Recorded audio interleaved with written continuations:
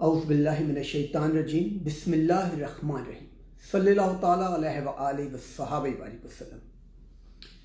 آج جس موضوع کے بارے میں بات کی جائے گی وہ یہ ہے کہ کئی ایسے بہن بھائی ہیں، ان کے ذہن میں یہ سوال آتا ہے کہ دیکھیے، اگر ایک آدمی کو اللہ تعالیٰ نے کسی کافر کے گھر میں پیدا کیا ہوا ہے، یا یہودی کے گھر میں پیدا کیا ہے، یا عیسائی کے گھر میں پیدا کیا ہے، اور وہ مسلمان نہیں ہے، تو پھر اس میں اس کا کیا قصور ہے؟ اور اسی طرح پھر کئیوں کے ذہن میں یہ سوال بھی آتا ہے کہ اگر ایک انسان کو اللہ تعالیٰ نے کسی بریلوی کے گھر پیدا کر دیا، کسی کو دیوبندی اہل حدیث یا شیعہ کے گھر میں پیدا کر دیا، تو اس میں اس انسان کو تو کوئی قصور نہیں۔ وہ جس گھر میں پیدا ہوا ہے وہ اسی گھر کا مذہب یا اسی گھر کا فرقہ اس کو قبول کر کے آگے چلتا ہے، اپنی زندگی گزارتا ہے۔ تو اسی طرح اگر کوئی آدمی قادیانی ہے تو اللہ تعالیٰ نے اسے قادیانی کے گھر میں پیدا کر دیا، تو اب اس میں اس کا کیا قصور ہے؟ یہ کئی لوگوں کے ذہن میں سوال آتا ہے۔ پہلی بات یہ یاد رکھیے گا کہ جب یہ سوال آتا ہے تو نعوذ باللہ، کیا اس سے یہ ہم ثابت کرنے کی کوشش کرتا ہے وہ آدمی، نعوذ باللہ، کہ جی اللہ تعالیٰ تو ظالم ہے؟ اگر اللہ تعالیٰ نے کسی کو قادیانی کے گھر میں پیدا کر دیا تو اس میں اس کا کیا قصور؟ یا کسی کو یہودی یا عیسائی کے گھر میں پیدا کر دیا تو اس میں اس کا کیا قصور؟ یاد رکھیے ہمارا رب ظالم نہیں ہے۔ تو کیسے؟ اب یہ چیز سمجھنے والی ہے۔ دیکھیے، آپ ایک چیز نوٹ کریں، ہر سال بہت سارے قادیانی، عیسائی، یہودی اللہ تعالیٰ کی مہربانی سے اسلام قبول کرتے ہیں، حالانکہ وہ پیدا ہوئے ہیں کسی قادیانی، یہودی، عیسائی کے گھر میں، لیکن وہ ماشاءاللہ اسلام قبول کرتے ہیں۔ اور کئی استغفر اللہ ایسے بدبخت بھی ہوتے ہیں جو اسلام چھوڑ کے قادیانی ہو جاتے ہیں، یا ملحد ہو جاتے ہیں، یا کافر ہو جاتے ہیں، یا عیسائی ہو جاتے ہیں۔ گو کہ ان کی تعداد کم ہوتی ہے، یہ بھی اللہ تعالیٰ کا کرم ہے کہ بہت کم ایسے مسلمان ہیں جو اپنا مذہب چھوڑ کے دوسرے مذہب میں جاتے ہیں، لیکن یہ بھی حقیقت ہے کہ بہت بڑی تعداد میں دوسرے مذاہب کے لوگ ہر سال ماشاءاللہ اسلام میں شامل ہو رہے ہیں۔ تو یہ کیسے ہو رہا ہے پھر؟ حالانکہ ایک آدمی مسلمان کے گھر پیدا ہوا، وہ بعد میں کافر ہو گیا، استغفر اللہ، اور بہت سارے کافر، یہودی، عیسائی یا قادیانی، وہ ہر سال مسلمان ہو رہے ہیں۔ وہ کس پیمانے کے تحت ہو رہے ہیں؟ وہ اصل میں اللہ تعالیٰ نے ہمیں ایک چیز دی ہے، عقل استعمال کرتے ہیں۔ جو لوگ مسلمان سے قادیانی ہو رہے ہیں نا، وہ بدبخت بھی اپنے دماغ کو استعمال کر کے قادیانی مذہب استعمال کر رہے ہیں۔ اور اسی طرح بہت سارے قادیانی اور یہودی یا عیسائی یا کافر جو ہر سال مسلمان ہو رہے ہیں، الحمدللہ رب العالمین، وہ بھی اپنی عقل اور اپنا دماغ استعمال کر کے مسلمان ہو رہے ہیں۔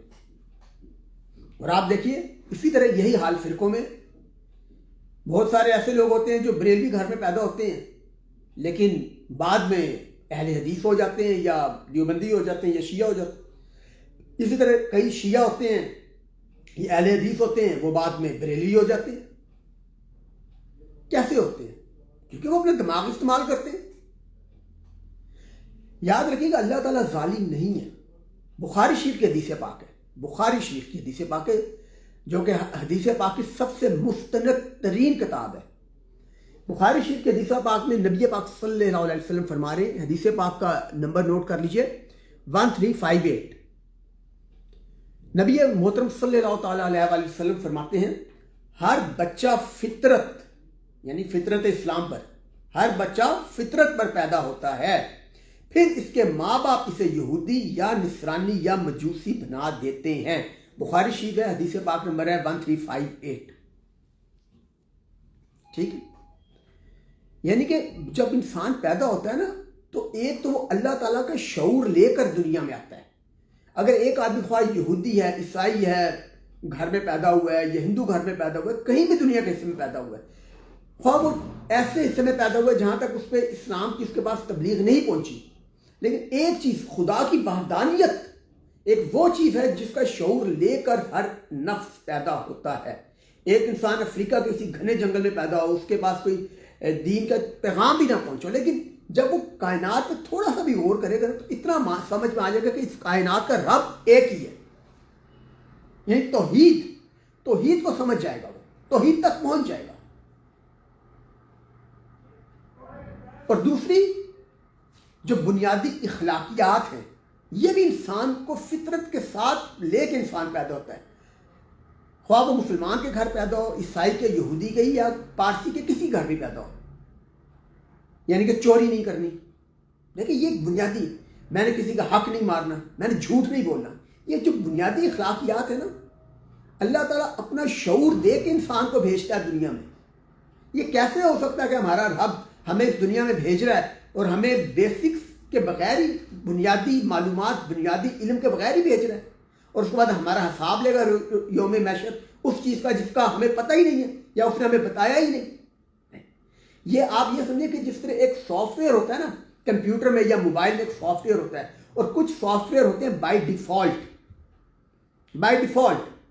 یعنی کہ وہ سافٹ ویئر اندر موجود ہوگا. تو جب کوئی بھی انسان اس دنیا میں پیدا ہوتا ہے تو اس کے سافٹ ویئر کے اندر توحید بائی ڈیفالٹ ہوتی ہے، اسے پتہ ہوتا ہے کہ میرا رب ایک ہی ہے. لیکن تھوڑا سا اسے غور کرنا چاہیے، غور کرتا تو پہنچ جاتا ہے توحید تک. اب آگے کتنا پہنچنا ہے، پھر جتنا علم ملے گا ہر انسان سے اس کے علم کے مطابق سوال ہوگا. ہر انسان سے اس کے علم کے، ایک انسان تک اگر کوئی پیغام پہنچا ہی نہیں دین کا تو اس کے بارے میں اللہ تعالیٰ کا حساب قدرتی بات ہے، فرق ہوگا.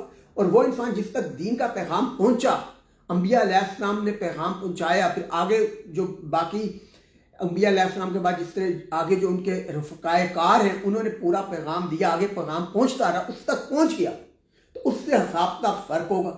اللہ تعالیٰ ظالم نہیں ہے. یاد رکھیے کہ ہمارے معاشرے میں ہمارے بہت سارے مولوی صاحبان ہمیں یہ کہتے ہیں کہ بھی اپنا دین میں اپنا دماغ استعمال مت کرو، دین میں اپنا دماغ استعمال مت کرو، قرآن پاک پڑھو، بس ثواب کی نیت سے پڑھو، برکت حاصل ہوگی، اسے سمجھنے کی کوشش نہ کرو ترجمے کے ساتھ. اور تفسیر نہیں وہ علماء کرام تفسیر کر سکتے ہیں، ترجمہ آپ کو سمجھ نہیں آئے گا، آپ کو اتنا لیول نہیں ہے. یہ غلط بات ہے. کیوں؟ اب دیکھیے یہاں پر سورہ قمر آیت نمبر 17، سورہ قمر آیت نمبر 17 اللہ تعالیٰ کیا فرما رہا ہے؟ اللہ تعالیٰ فرماتا ہے اور بے شک ہم نے قرآن کو سمجھنے کے لیے آسان کر دیا، بس کیا کوئی نصیحت حاصل کرنے والا ہے؟ اللہ تعالیٰ تو کہہ رہے ہیں میں نے قرآن کو آسان کر دیا. اللہ تعالیٰ تو کہہ رہے ہیں میں نے قرآن کو آسان کر دیا، بس کیا کوئی نصیحت حاصل کرنے والا ہے؟ اور ہمارے دماغوں میں ڈال دیا جاتا ہے کہ نہیں جی قرآن پاک تو دیکھیں ہر آدمی سمجھ نہیں سکتا. یار استغفر بھی سوچیں، نعوذ باللہ اللہ تعالیٰ نے کیا کوئی ایسی کتاب نازل کر دی ہے جو میں اور آپ سمجھ نہیں سکتے اور وہ ہم نے پڑھنی ہے؟ وہ ہماری کتاب ہے، وہ ہماری بیسک ٹیکسٹ بک ہے، ہماری بنیادی کتاب ہے. یعنی کہ نعوذ باللہ اللہ تعالیٰ نے ایک ایسی کتاب نازل کر دی ہے، ہماری بنیادی کتاب ہے، ہماری بیسک ٹیکسٹ بک ہے، لیکن ہم سمجھ نہیں سکتے، ہم نے پڑھنی نہیں، عربی پڑھنی ہے، اردو ترجمہ نہیں پڑھنا. ہمیں کیا ہو گیا؟ پڑھیں کلام پاک پڑھیں. اللہ تعالیٰ تو ہمیں کہہ رہے ہیں. ہم فرقوں میں کیوں تقسیم ہوئے ہیں؟ اب ہم یہ کہیں گے جی فلاں آدمی تو جناب وہ اس کے ماں بریلوی تھی یا باپ بریلوی تھا اس لیے وہ بریلوی ہے کہ وہ اس گھر میں پیدا ہوا. نہیں، اپنی مرضی سے. ہمیں اللہ تعالیٰ نے دماغ نہیں دیا کہ ہم نے سوچنا نہیں ہے؟ آخر لوگ اللہ تعالیٰ کی سے کتنے ایسے کئی خوش قسمت ہوتے ہیں، قادیانی اور عیسائی یہودی، جو ماشاءاللہ اسلام قبول کر لیتے ہیں. کیسے قبول کرتے ہیں؟ وہ اپنا دماغ استعمال کرتے ہیں. اگر وہ اللہ تعالیٰ کی مہربانی سے عیسائی یہودی یا قادیانی سے مسلمان ہو سکتے ہیں تو کیا ایک مسلمان خواہ وہ کسی بھی فرقے میں ہے، خواہ بریلوی یا دیوبندی، اہل حدیث، شیعہ، یہ تمام مسلمانوں کے فرقے ہیں، تو ان میں سے اسے بھی تحقیق کرنی چاہیے نا کہ بھائی میں جس فرقے میں پیدا ہوا ہوں ہو سکتا ہے اس میں کچھ کمیاں ہوں، یا میرے علماء کرام جو قرآن پاک کی یا حدیث پاک کی تشریح دے رہے اس میں کچھ کمی ہو، میں باقی کو بھی سن لوں. سنیں، کچھ نہیں ہوتا.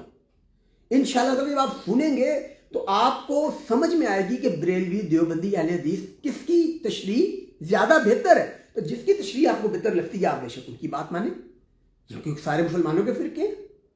اور یہ مت سوچیں کہ آپ قرآن پاک پڑھیں گے، حدیث پاک پڑھیں گے، ترجمے کے ساتھ تو گمراہ ہو جائیں گے. ایسا نہیں ہوگا، بلکہ قرآن پاک تو کتاب ہدایت ہے، نور ہدایت ہے. ہم نے اپنا آپ کو افتتاح فرقوں میں تقسیم کر کے اپنا خود بیڑا غرق کر لیا. اب آپ یہ دیکھیے اسلام میں فرقے ہیں، اس سے کوئی انکار نہیں کیا جا سکتا، لیکن فرقوں کو پسند بھی نہیں کیا گیا. اب دیکھیے سورہ ال عمران آیت نمبر 105. اللہ تعالیٰ سورہ ال عمران میں واضح فرما رہا ہے اور نہ ہو جانا ان لوگوں کی طرح جنہوں نے روشن دلیلیں آنے کے بعد بھی اختلاف کیا اور فرقہ فرقہ ہو گئے، ان کے لیے بڑا عذاب ہے. نہیں کہ اللہ تعالیٰ کو فرقے پسند نہیں ہیں، لیکن فرقوں کا انکار بھی نہیں ہے. تو یعنی کہ ہم نے فرقوں میں تقسیم نہیں ہونا. ہم نے اپنے آپ کو بریلوی، دیوبندی، اہل حدیث، شیعہ ان کے بیچ میں تقسیم کر کے امت کے اندر آگ لگائی ہوئی ہے. جہالت یہاں تک پہنچ گئی ہے استغفر اللہ کہ ایک دوسرے کے پیچھے نماز تک نہیں پڑھتے کئی لوگ. علماء ایسی جذباتی تقریریں کر کے وقت یہ آ گیا استغفر اللہ، یہ جو کٹر مولوی حضرات ہیں وہ کسی بھی فرقے کے ہوں، ایک دوسرے کو ایسے فتوے دیتے ہیں کہ ایک دوسرے کو بدعتی، بدعقیدہ، بد مذہب اور پتہ نہیں مشرک اور گستاخ، پتہ نہیں کیا کیا ایک دوسرے کے بارے میں فتوے ڈال رہے. اور ان کی ایک بڑی تعداد ایسی ہے جو ایک دوسرے کے پیچھے نمازیں تک نہیں پڑھتی. یہ لوگ استغفر اللہ کفار کو مسلمان کیا کریں گے؟ ان کٹر مولوی حضرات نے کفار کو کیا مسلمان کرنا ہے؟ ان کو تو مسلمانوں کو ہی بدعقیدہ، مشرک اور گستاخ ثابت کرنے سے فرصت ہی نہیں ہے. امت کو کیا جوڑیں گے؟ آئیں مل کے بیٹھیں، اسلام کی تبلیغ کریں، فرقوں کی تبلیغ نہ کریں.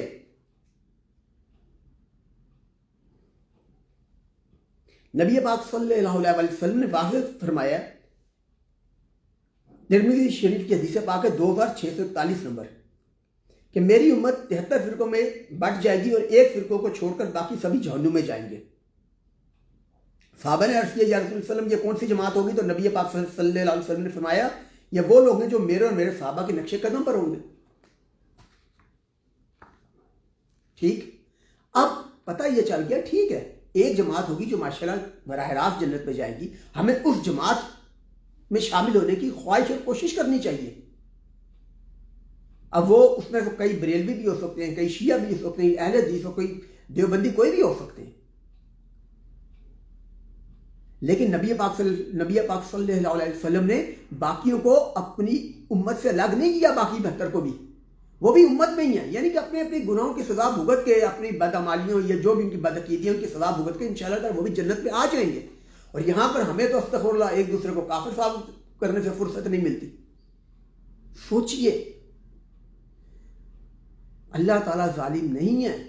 اگر اللہ تعالیٰ نے کسی کو دیوبندی گھرانے میں، وہابی گھرانے میں، اہل حدیث، بریلوی کسی گھرانے میں پیدا کیا ہے تو اب اس کے بعد ہمارا بھی کام بنتا ہے. اللہ تعالیٰ نے ہمیں دماغ بھی دیا ہے، ہم نے آگے اپنا دماغ بھی استعمال کرنا ہے. اگر ہم بازار میں ایک سویٹر خریدنے جاتے ہیں تو 6 دکانیں پھرتے ہیں کہ بھائی یہ سویٹر کی قیمت ٹھیک ہے، کوالٹی ٹھیک ہے. تو بھائی جن مولوی صاحب سے ہم دین سیکھ رہے ہیں، آپ کے پاس میرے پاس کیا گارنٹی ہے جو دین آپ کو اور مجھے سکھا رہے ہیں ٹھیک ہے؟ تو باقی علماء کرام کو بھی سنیں. جب سنیں گے دیگر علماء کرام کو تو آپ کو سمجھ آئے گی، آپ کے شعور بلند ہوگا. اور فرقوں سے اپنے آپ کو نکالنے. اور یاد رکھیں، عقل استعمال کر کے اللہ تعالیٰ کی مہربانی سے ہر سال اگر اتنے قادیانی، یہودی اور عیسائی ماشاءاللہ مسلمان ہو سکتے ہیں تو جو مسلمان ہیں جو فرقوں میں تقسیم ہے وہ بھی عقل استعمال کریں، دماغ استعمال کریں اور اللہ تعالیٰ تک خود پہنچنے کی کوشش کریں. انشاءاللہ پہنچ جائیں گے. ہاں، آپ تمام علماء کرام کی عزت کریں، خواہ وہابی ہیں، اہل حدیث ہیں، دیوبندی ہیں، شیعہ ہیں، عزت کریں، لیکن علماء کرام کی اندھی تقلید نہ کریں. ہو سکتا ہے ان علماء کرام کی بہت ساری باتیں ٹھیک ہوں اور جو باتیں قرآن و حدیث سے ٹکرائیں ان باتوں کو رد کر دیں، باقی باتوں کو مان لیں. نہ میں، نہ آپ اور نہ ہی ہمارے علماء کرام یہ پرفیکٹ نہیں ہے. ہمیں غلطیاں ہوتی ہیں، ہم سے کوتاہیاں ہو جاتی ہیں. اس چیز کو رکھیں. اللہ تعالیٰ نے مکمل ذات نبی پاک صلی اللہ تعالیٰ علیہ وآلہ وسلم کی بنائی ہے، اس لیے مرتے دم تک اپنا دماغ استعمال کرنا نہ چھوڑیں. اپنا دماغ استعمال کرتے رہیں، قرآن و حدیث کو پڑھیں، ترجمے کے ساتھ پڑھیں. انشاءاللہ تعالیٰ آپ گمراہ کبھی نہیں ہوں گے انشاءاللہ تعالیٰ. اللہ تعالیٰ نبی محترم صلی اللہ تعالیٰ علیہ وآلہ وسلم کے طفیل ہم سب کے تمام گناہوں کو معاف فرمائیں اور ہم سب کو ہدایت عطا فرمائیں. صلی اللہ تعالیٰ علیہ وآلہ وصحابہ وبارک وسلم. السلام علیکم.